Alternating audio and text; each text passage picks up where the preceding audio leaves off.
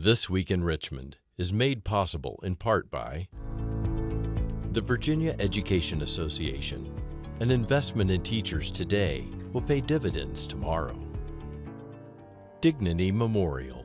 The Dignity Network provides professional and compassionate funeral, memorial, cremation, and cemetery services throughout the Commonwealth of Virginia. Virginia Hospital and Healthcare Association for jobs, the economy, and public health, committed to advancing health and economic opportunity for all Virginians. Virginia Tourism Corporation, promoting why Virginia is for lovers, lovers of wine and craft beers, the outdoors, beaches, history, music, and more. Fall in love with Virginia at virginia.org. Additional support provided by these sponsors.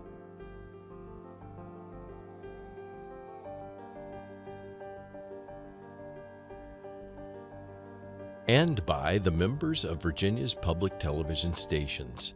Thank you.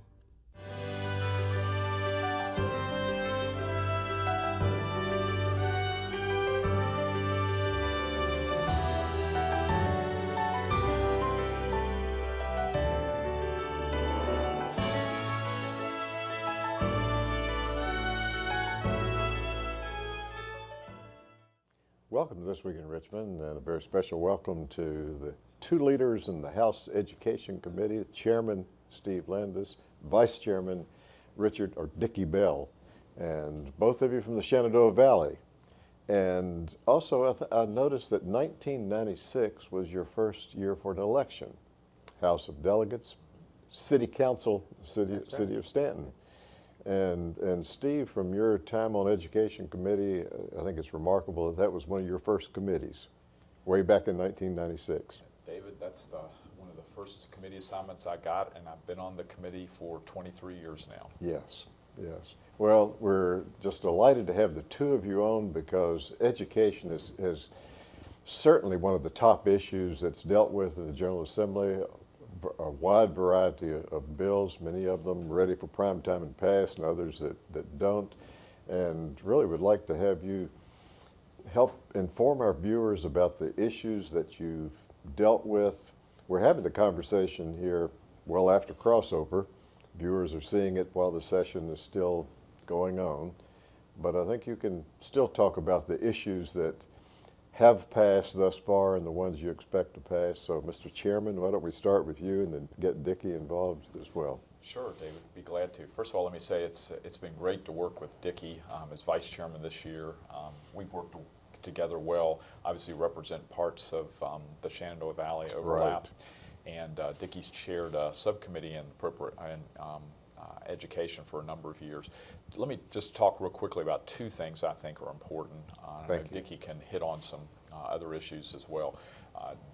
Actually, one of the biggest issues we've been dealing with is the teacher shortage and the crisis of not having enough basically individuals to fill our classrooms. We have a lot of long-term subs across the state.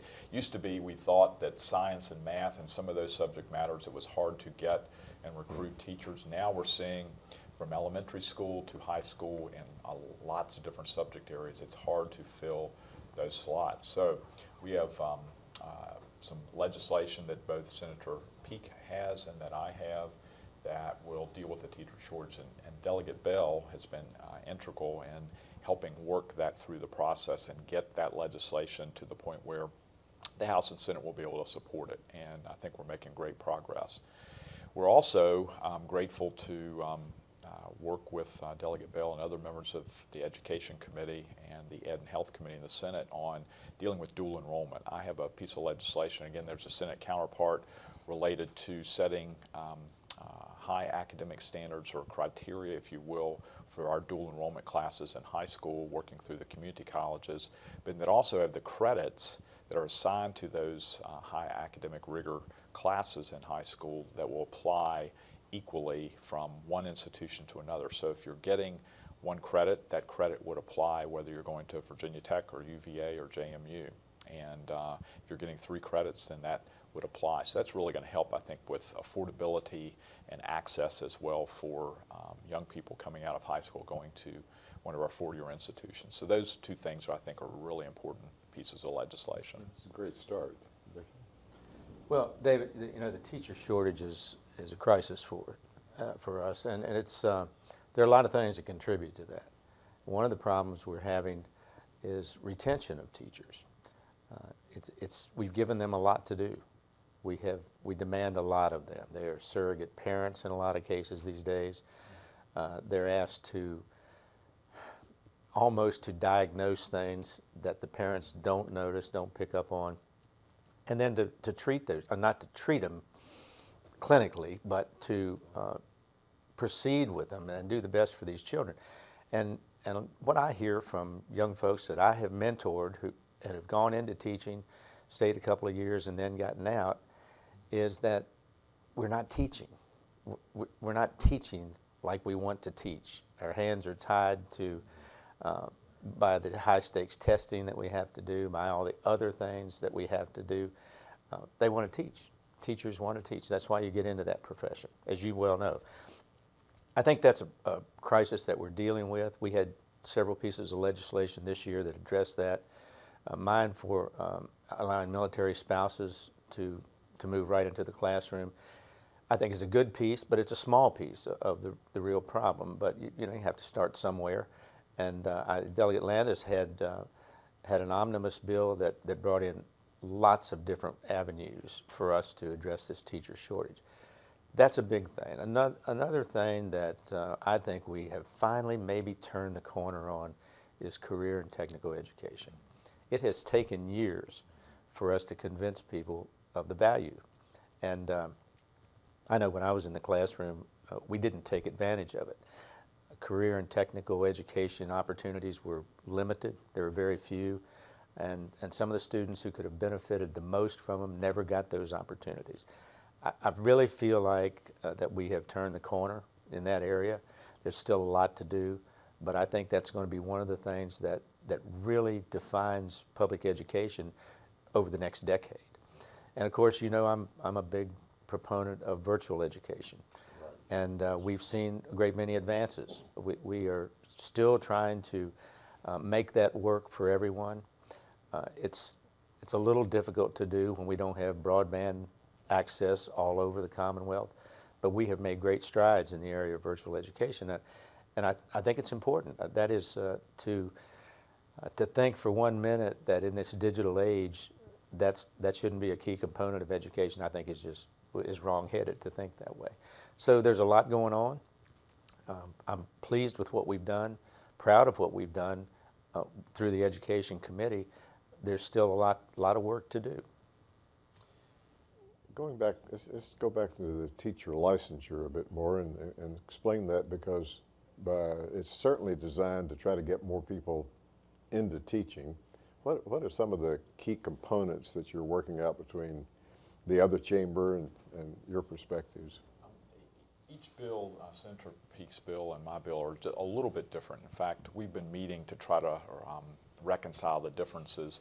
But some of the key components in both pieces of legislation is dealing with, well, I think our legislation, what I think is the strongest, is we're changing the time frame for the license from 5 years to 10 years, so that teachers don't feel like they have to every couple years, be getting ready for, getting and going through the licensing process or renewal. We've streamlined some of the requirements as part of the license and what they're required to do now. And some things are just more common sense. We have in the code, a lot of, I guess, kind of the Christmas tree effect, where we've had, good solid policies, and then we started adding and adding and adding. As Dickie said, we're trying to streamline and make sure that teachers have more time in the classroom and are not just worried about what they have to do to get their license renewed. We're also looking at areas with reciprocity with other states and making sure that if someone comes from out of state, they can get into the classroom more quickly as they're going through the Virginia licensing process, and making sure they have time. We're dealing, and one of the things we're still working on is career and technical education licenses for the teachers there, and making sure it's easier for folks that have that kind of expertise that we're looking for to actually be able to teach those classes. So those are I think the main highlights and the things we're dealing with. The other thing we're going to do, and we've got in my legislation, I think Senator Peake has realized, there was some discussion about trying to sunset some of these reductions, if you will, in the licensing requirements. And I think what we've agreed to is to have an advisory group that's already in existence, that has teachers on it, that comes back to the General Assembly and kind of reports what's going on and how that's occurring and what's working and what's not working. And as Dickie said, this is just a starting point. There's many, many more things we'll need to look at in the next couple of years, but that's some of the main components. And the last thing I will mention that I think is important is we're shortening the time frame for young people going through schools of education, majoring in and getting their teaching degree, basically. So we're moving that from 5 years to 4 years, and that'll help us get more young people through the pipeline more quickly, and they can go out and actually get in the classroom. We want to make sure, I think, that we all the things that we propose don't pose a threat to the teachers already in the classroom. So when you start taking what some people perceive as shortcuts, and we don't see them as shortcuts. We see them as just a little quicker way to get folks qualified to teach. But sometimes the senior teachers feel threatened. Well, I had to do this and I had to do that, and they don't like it. I think it's important. The message to them needs to be that you need the support of having these folks in the classrooms. They can provide talent and services that you can't. It's not a threat to you. That's why I particularly like the idea of the 10-year license renewal instead of the 5. I would have really liked that when I was teaching. That would have been great. But I think that is a really good bonus for existing teachers, for the folks in the classroom. They feel like they're not being lightly regarded while we do all these new things. Because, David, you mentioned 1996. Since 1996, education has changed drastically, yes. And mostly for the better. A lot of good things have happened, but sometimes, especially in the area of technology, things move so fast that it's hard to just keep up. When you start talking about innovations and doing things a little bit differently, and reform is a word that scares people sometimes, because they don't know exactly what that means. We're always trying to make it better. I think that Steve will agree.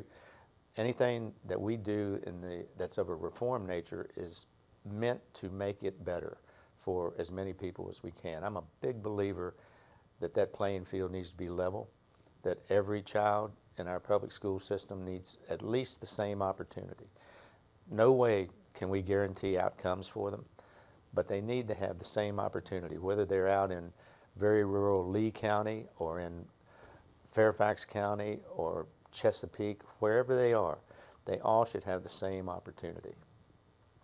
You know, as you talk about the teacher shortage, check me out and see if I'm right in this. I understand that there's a significant number of teachers who would be at the top of their years in service and may choose to retire. I think there was a situation in a neighboring jurisdiction where previous governor tried to get people to come back in and teach, and saying you could keep your retirement or work out something for them to try to say, don't leave, you're needed. So beyond the shortage that you've described so well, the next decade could really add much more to that shortage. It will, and we're seeing this in a number of professions, seeing this in state government with state employees, seeing this in local government, whether it's the school systems or local government employees. It's just the fact that those of us baby boomers are eventually going to retire, and we're starting to see that wave of the number of baby boomers that have been in public education for a number of years. I'm 58, and and you get to the point where you're at the end of your career, not the beginning of your career. And that's why I think the 10-year license, though, also helps. We think we may encourage some of those teachers that were thinking about retiring early, Good. that they will see this maybe as a benefit as well. And for young people, I think, that are getting into the profession are saying, okay, I can know that I can be in that job for 10 years and not have to go through the licensing process or renewal. So I think that'll help too. Talk a bit more about the virtual education, because I know initially being here around Capitol, you would hear a lot of pushback on that. Are you getting as much now? Is it beginning to be accepted more or not? I think it is. I think that sort of like career and technical education, people are starting to realize that there is value to it, that is a way to offer opportunities that you couldn't otherwise offer to some of our students, especially those isolated in rural areas. But there are all kinds of reasons to provide that service.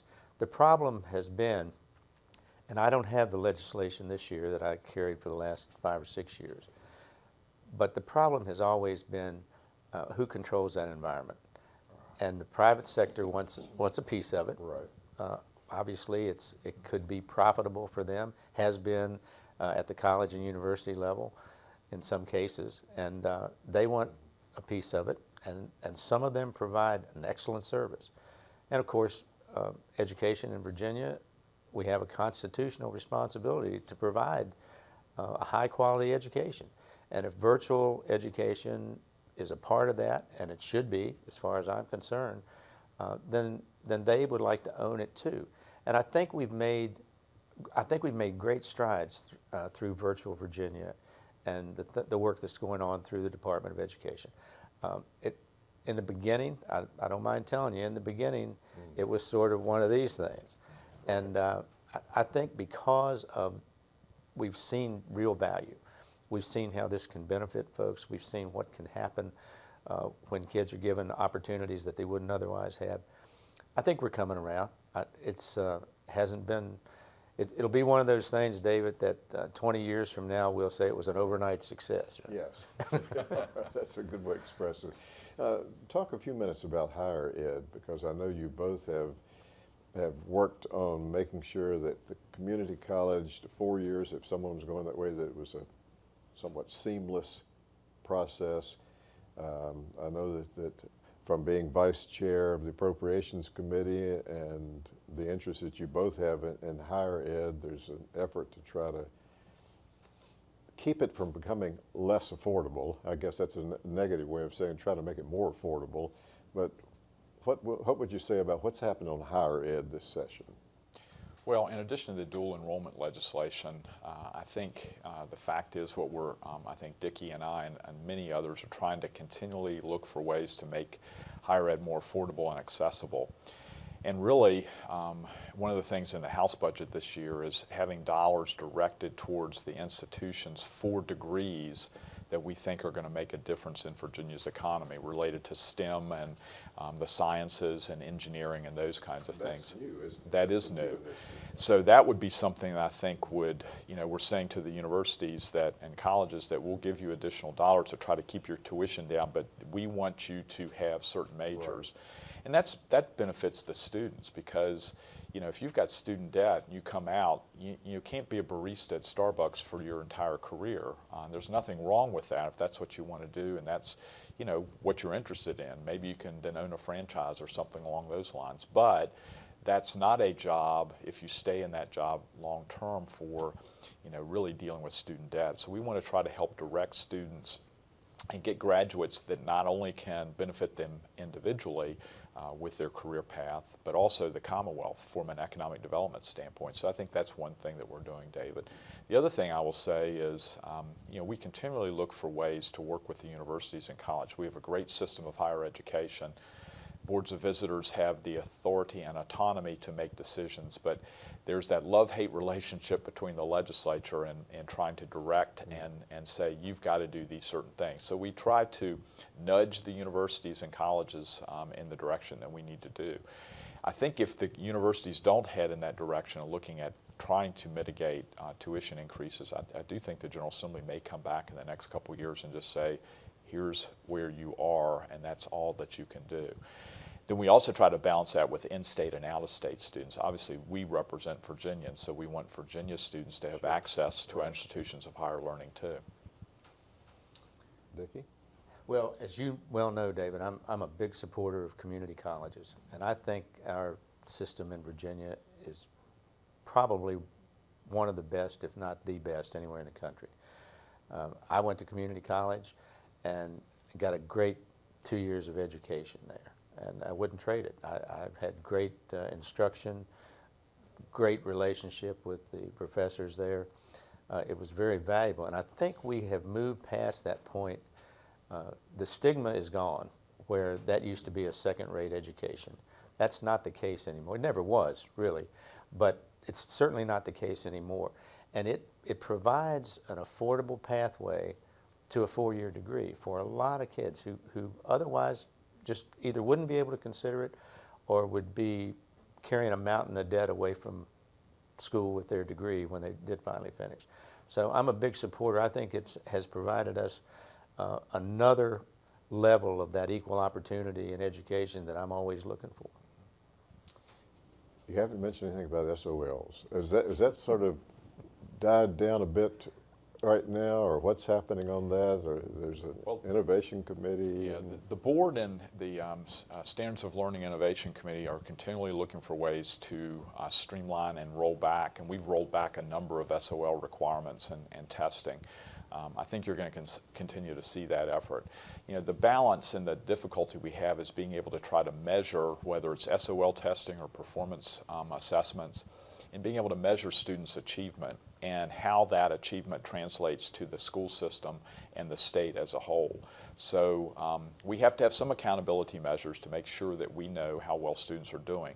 But we are trying to get away from just having a multiple choice test be the determinant of whether a student's success is actually shown based on their knowledge base. So I think we're trying to have that balance, if you will, and I think we've kind of struck the right course at this point. But we'll continue to work on that as we move forward as well. And Dickie, one of the pieces I see that you carried was to continue that joint subcommittee studying the future education. And how is that going as it relates to this subject and other subjects? Well, I think it's going very well. Steve and Senator Newman are co-chairs of that committee, and I feel like we did a great deal of work in the 2 years that we were up and running. There's a lot on the table because we didn't have time to complete it. But we gathered tons of information, especially in the area of SOLs and the virtual realm that I'm fond of.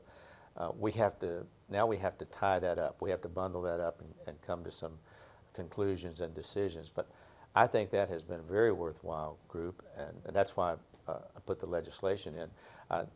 We need at least another year. Maybe we need to do more than that. Maybe it needs to look a little differently and be a permanent fixture. I'm always a little hesitant to do that. At the same time, if there's good work being done, then I don't see any reason to just park it somewhere and leave all that on the table. So I'm pleased that we're going to be able to continue. I think you'll see, I honestly think you'll see a lot of good coming out of that this next year. I noticed that one of the charges in there is to consider a more permanent commission. Yes. One of the things that Yes. you'd be looking at that.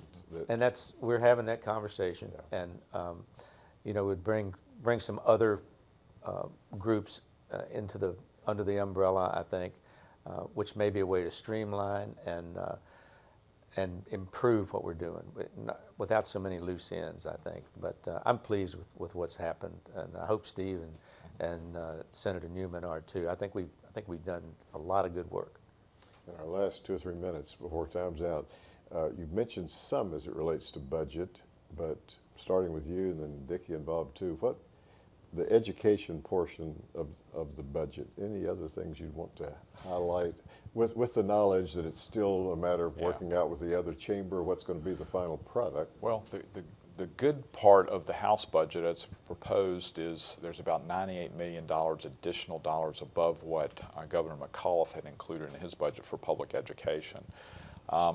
The bad news is that's predicated on expanding Medicaid, and we're going to have to, and are having the debate on whether we do that or not. The Senate budget doesn't have Medicaid expansion. I'm not a big fan, objected to the expansion language in the budget, but There are some good things in the House budget that I think people should consider, and hopefully between the House and Senate, they can rectify those differences. It's going to be a tough thing, though. I don't think anybody wants to shortchange education, Right. either at the pre-K through 12 or higher education. Nobody here wants to do that. We have some different ideas on how to best do it, and I think you'll see some of those discussed during the budget negotiations. But I would just assure everybody in the Commonwealth that no one here is looking to do harm to education, and certainly not to cut funding to them. Right. Well, it's certainly a significant effort on the leadership that the two of you are providing in the Education Committee as well as in appropriations. And we very much appreciate your leadership, and thank you very much for being on This Week in Richmond. Thank you, David. Thank you, David.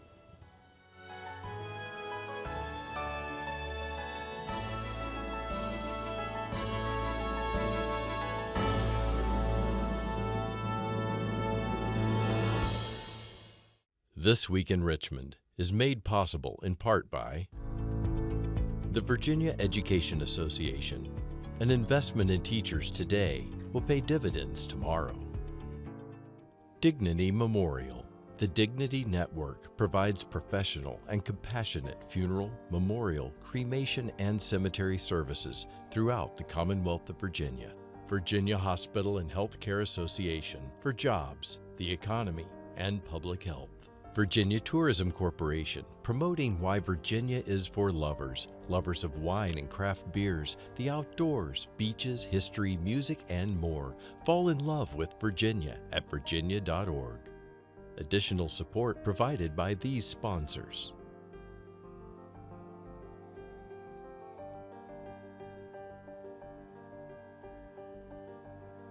And by the members of Virginia's public television stations. Thank you.